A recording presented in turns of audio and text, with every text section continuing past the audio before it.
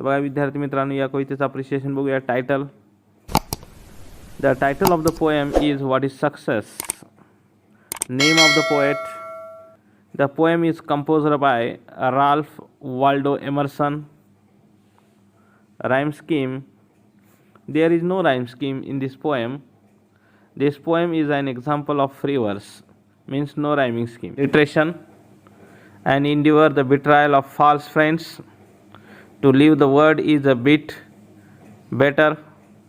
In the first line, FF sound is repeated, and in the second line, B sound is repeated, means B sound is repeated here, so it is alliteration. Second, repetition.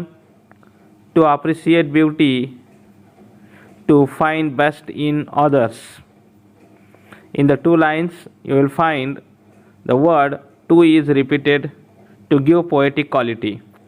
So, the word order, the word is repeated here, so it is a repetition. Central idea, theme, मध्यवर्ती कल्पना. This poem tries to define success in its real sense. म्हणजे ही कविता आपल्याला सांगण्याचा प्रयत्न करते की what is the definition of success, किंवा यशाची खरा सेन्स काय आहे ती दाखवते. The poet advocates that to be successful means to be happy. म्हणजे कवीच्या मते यशस्वी म्हणजे या ठिकाणी की आनंदी.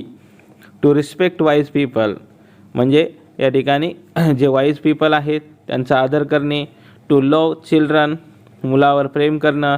And to admired by honest critics, आणि प्रामाणिकपणे जे आपल्यावर क्रिटिक करणार आहेत, जे आपल्यावर टीका करणार आहेत, त्या गोष्टी आपण प्रामाणिकपणे स्वीकारणं. It also means to understand the value of others. म्हणजे याचाच अर्थ असा आहे की दुसऱ्यांचं महत्त्व जाणून घेणं, महत्त्व समजून घेणं.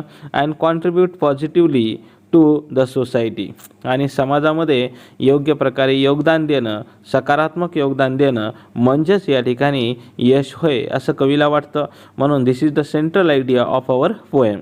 तर विद्यार्थी मित्रांनो, तुम्हाला हा माझा व्हिडिओ आवडला असेल तर लाईक करा, सबस्क्राईब करा आणि इतर मित्रांना शेअर करायला विसरू नका. Have a nice day. Bye. See you.